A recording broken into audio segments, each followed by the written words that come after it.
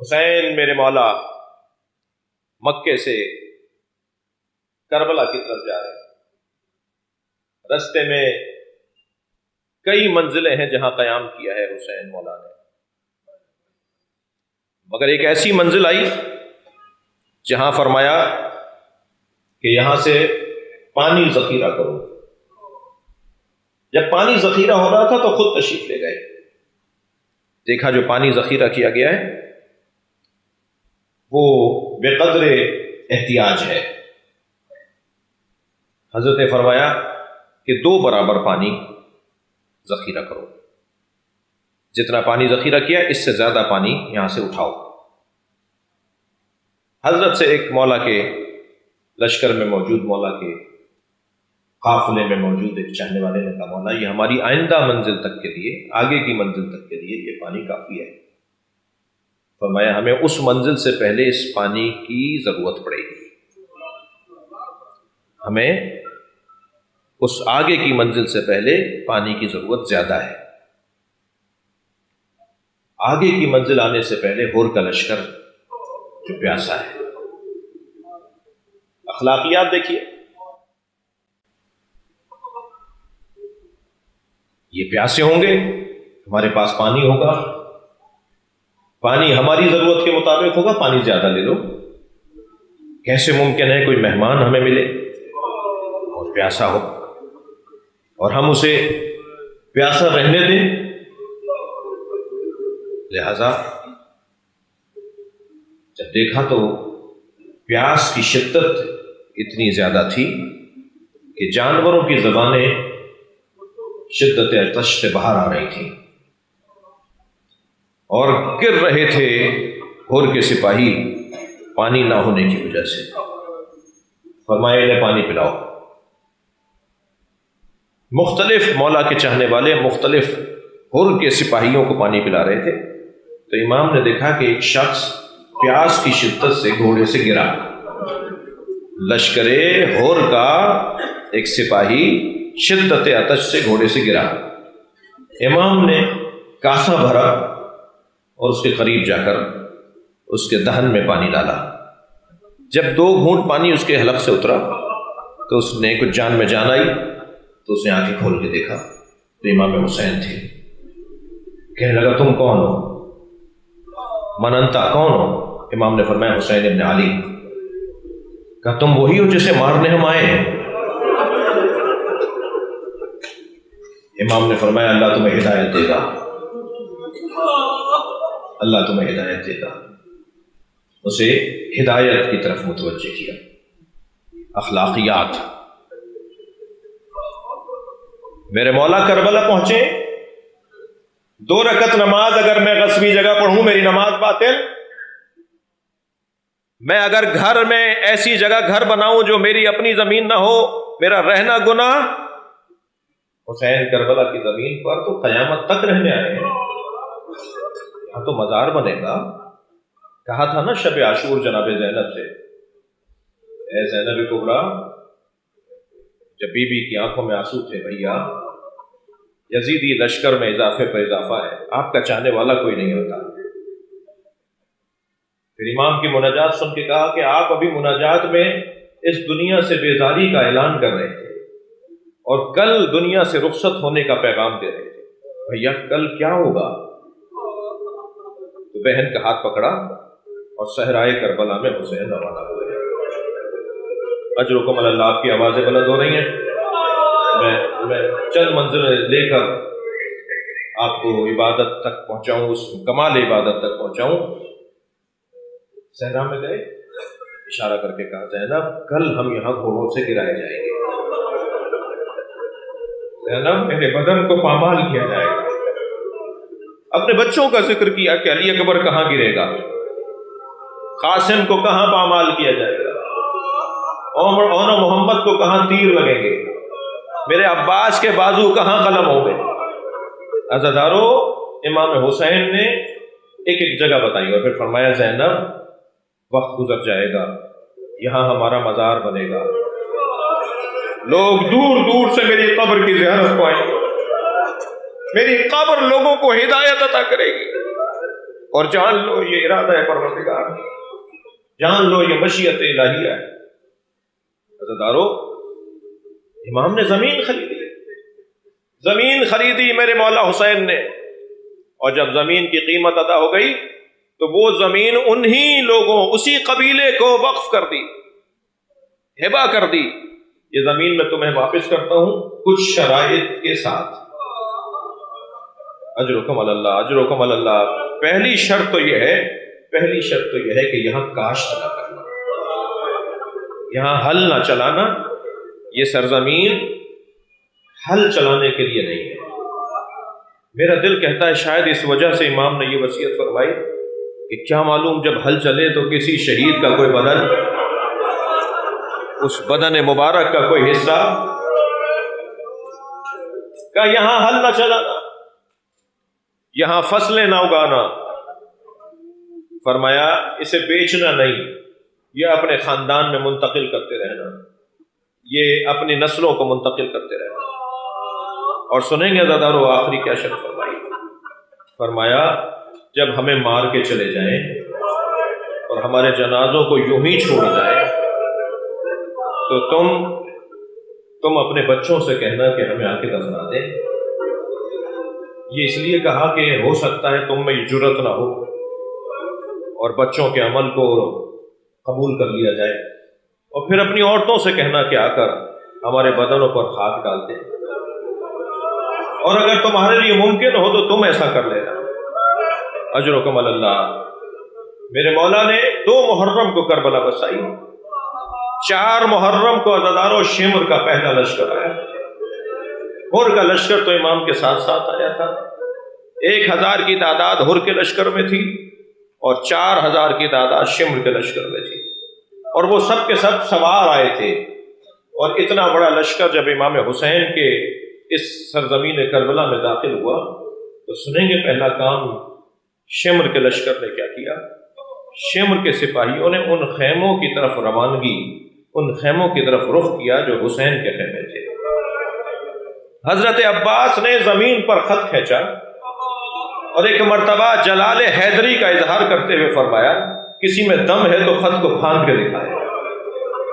ادھر لشکر تیزی سے بڑھ رہا تھا اور ادھر عباس اپنے بازو کا جوہر دکھانے کے لیے، اپنی شجاعت کے جوہر دکھانے کے لیے تیار تھے۔ جناب زینب کے خیمے کی طرف امام حسین نے رخ کیا، خیمے میں جا کے کہا بہن زینب عباس کو بلاؤ۔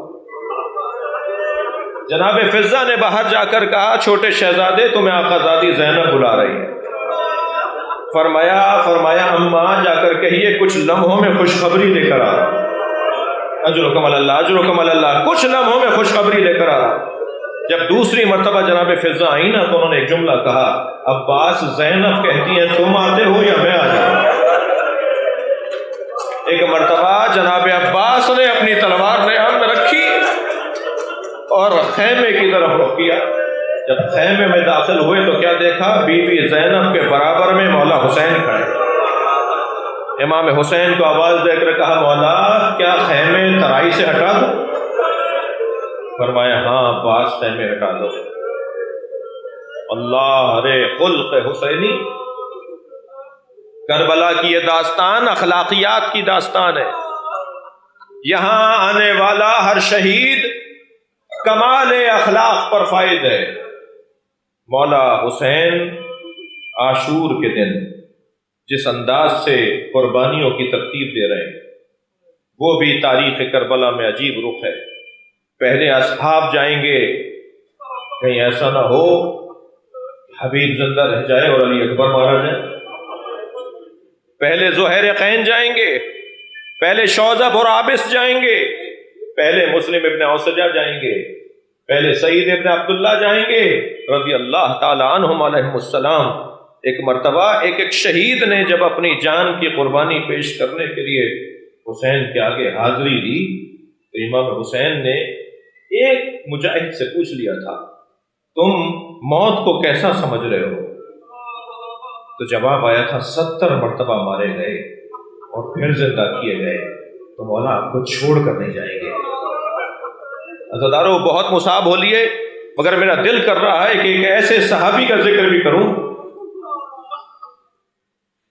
کہ جو امام حسین کی نماز کی حفاظت کے لیے اپنے بازوؤں پہ تیر لیتا رہا، اپنے سینے پر تیر لیتا رہا، اور جب حسین مولا کی نماز مکمل ہوئی اور وہ زمین پر گرا، نام سعید ابن عبداللہ ہے، تو امام نے آگے بڑھ کر ان کا سر اپنی آغوش میں لیا، تو سنیں گے انہوں نے سر اپنا ہٹا دیا، مولا نے پھر آغوش میں لیا، پھر وہ ہٹانا چاہتے تھے، امام نے سوال کیا تم اپنا سر ہماری آغوش سے کیوں ہٹاتے ہو؟ تو فرمانے لگے مولا یہ شہزادوں کی جگہ ہے۔ مولا کہاں میرا سر، کہاں حسین کا سر؟ کہا اے سعید ہم چاہتے ہیں تمہارا سر ہماری آغوش میں رہے، کچھ کہنا چاہتے ہو تو کہو۔ سعید نے کچھ وصیتیں کرنا چاہیں اور وصیتوں کے درمیان مسکرانے لگے، تو امام نے سوال کیا سعید مسکرا کیوں رہے؟ فرمایا مولا میرے سرحان رسول اللہ ہے، ہم اس سے کہتے ہیں تم نے حسین کی جان بچائی۔ کچھ دیر پھر سعید نے گفتگو کی، پھر حضرت سعید مسکرائے، امام نے پھر سوال کیا سعید اب کی دفعہ کیوں مسکرائے ہو؟ فرمایا مولا میرے سرحان علی آ گئے۔ عزادارو کچھ ہی لمحے گزرے تھے کہ سعید رونے لگے، سعید کی آنکھوں سے آنسو جاری ہونے لگے۔ امام نے تعجب سے پوچھا سعید تم بہت ہمت والے ہو، یہ زخموں کی تکلیف تمہیں رلا ڈال رہی ہے؟ فرمایا نہیں مولا میرے سرحان فاطمہ زہرا آ گئے۔ اللہ رے غربت زہرا، مجھے رونا اس بات پر ہے کہ نبی کی بیٹی مجھے جنت کی بشارت دے رہے، میرا شکریہ ادا کرنے آئی ہے۔ اسی اثنا میں جناب سعید نے فرمایا حبیب کہاں ہے؟ دیکھیے مجاہدوں کا انداز۔ فرمایا حبیب ابن مظاہر کہاں ہے؟ حضرت حبیب ابن مظاہر کچھ عقب میں تھے، کچھ فاصلے پر تھے، آواز دی گئی حبیب تمہیں سعید بلا رہے ہیں۔ حضرت حبیب کتنی عجلت کتنی جلدی آئے ہوں گے، جب قریب آ کر بیٹھے تو حضرت سعید نے آواز دے کر کہا حبیب اپنا کان میرے منہ کے قریب لاؤ، کیونکہ حسین مولا کی آغوش میں ہے نا، سعید نہیں چاہتے کہ حسین سن لیں، یعنی کوئی ایسی بات ہے جو چاہتے ہیں کہ حسین نہ سنے۔ حضرت حبیب نے اپنا کان ان کے دہن کے قریب کیا تو کانپتی ہوئی آواز میں کہنے لگے حسین کو تنہا چھوڑ کے نہ جانا، حسین کو تنہا چھوڑ کے نہ جانا۔ یہ ہے اخلاق، یہ ہے وفاداری جو کربلا کی زمین سے اہل اسلام کو نصیب ہوئی ہے۔ اب کربلا میں حسین اکیلے، لاشیں اٹھا چکے، رونے والوں حتیٰ وہ 6 مہینے کے بچہ، 6 مہینے کے بچے کا لاشا جو حسین ابن علی نے کربلا میں ایک ننھی سی قبر کھود کر نچلایا۔ سلام اس ماں پر بھی ہو جس نے اپنے بچے کا لاشا اپنے ہاتھوں سے رچلایا، اور اب کربلا کے میدان میں حسین اکیلے، اور اس تنہا غریب مسافر کو مارنے والے ہزاروں ہیں، اور ہر شخص چاہتا ہے کہ میرا تیر لگ جائے تاکہ وہ ثابت کرے کہ میں نے حسین ابن علی کو مارا ہے۔ ہر شخص یہ چاہتا ہے میرا پتھر حسین کو لگ جائے، ہر شخص یہ چاہتا ہے کہ کسی طرح نیزہ جا کے چبھو دوں۔ ہزاروں لوگوں کا لشکر ہے جو حسین کو مارنا چاہتا ہے، اور تنہا زہرا کا لال ہے، نبی کا نواسا ہے جو کربلا کے میدان میں ایک مرتبہ ظالموں نے گھیر کر حسین کو مارنا شروع کیا، تیروں پر تیر لگنے لگے، حسین گھوڑے پہ ڈگمگانے لگے۔ ایک مرتبہ کربلا کا عجیب منظر، کربلا میں عجیب منظر نظر آیا۔ حسین گھوڑے پہ جب بیٹھے تھے اور زخموں پر زخم لگتے چلے گئے تو اب حسین سے بیٹھا نہیں گیا، تو کبھی دائیں گرنے لگتے تھے تو گھوڑے کی زین کو پکڑ کر سنبھلتے تھے اور بسم اللہ وباللہ وفی سبیل اللہ وعلی ملت رسول اللہ یہ کہہ کر سنبھل جاتے تھے۔ کبھی بائیں گرنے لگتے تھے، پھر حسین زین پکڑ کر سنبھلتے تھے، اور پھر کوئی نہ کوئی تسبیح زبان پر جاری کرتے تھے۔ لیکن عزاداروں مقتل نے عجیب منظر لکھا ہے، اور حضرت مختار کے دربار میں یزیدی سپاہیوں نے جو احوال بیان کیے ہیں نا، اقرار جرم تو اقرار ہوا کرتا ہے، وہ ثبوت ہوا کرتا ہے، انہوں نے بیان کیا کہ آخری منظر میں آخری مرحلے میں حسین کس انداز پہ گھوڑے پر بیٹھے تھے۔ وہ بیان کرتے ہیں جب گرنے لگتے تھے نا تو اسی جانب جہاں گر رہے ہوتے تھے وہاں ہاتھ کا اشارہ کر کے کہتے تھے لا واللہ، مجھے نہیں چاہیے، نہیں نہیں نہیں نہیں نہیں، منع کرتے تھے، نہیں نہیں نہیں، پھر دوسری طرف گرتے تھے تو اسی طرف اشارہ کر کے کہتے تھے نہیں۔ یہ لا واللہ کا اشارہ، نہیں نہیں کا جملہ وہاں کہا جائے گا نا جہاں کوئی کچھ دینا چاہ رہا ہو، کچھ کہنا چاہ رہا ہو اور حسین اسے نہ چاہتے ہو۔ یہاں پر آیت اللہ مشکینی فرماتے ہیں ذرا مقتل کو معرفت کی نگاہوں سے دیکھو، جب حسین گرنے لگتے تھے نبی آگے بڑھ کے کہتے تھے میری گود میں آ جا، اور حسین کہتے تھے نانا مجھے خود گرنے دیجئے، نانا یہ میرا امتحان ہے۔ کبھی علی آگے بڑھ کے کہتے تھے میری آغوش میں آ جاؤ، کبھی زہرا آگے بڑھ کے کہتی تھی میری آغوش میں آ جاؤ، مگر حسین اشارہ کر کے کہتے تھے اماں یہ میرا امتحان ہے۔ اور عزاداروں کتنا سخت منظر تھا جب حسین گھوڑے سے گرے، ایک بہن تھی جو ٹیلے پہ کھڑی دیکھ رہی تھی اور وہ آوازیں لگا رہی تھی کوئی ہے جو نبی زادے کو بچائے، مگر شمر، خولی، سنان، خنجر، تبر لے کر آگے بڑھ رہے تھے۔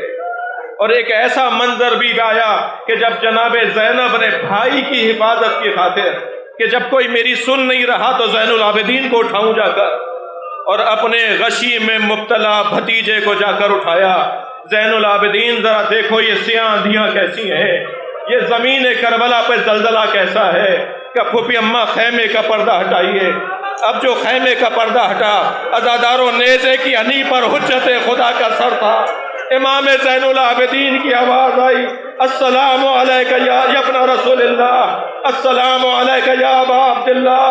اے پھوپھی حجت خدا کو مارا گیا، عزاداروں حسین مارے گئے، خیمے لوٹے گئے، تبرکات چھینے گئے، شام غریباں بھی آ گئی۔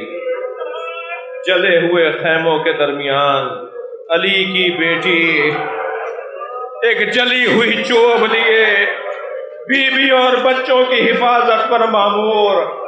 بس عزاداروں بہت رو لیے، مجھے نہیں معلوم کہ شام غریبہ میں پانی کہاں سے آیا، مگر لکھا ہے کہ پانی آیا۔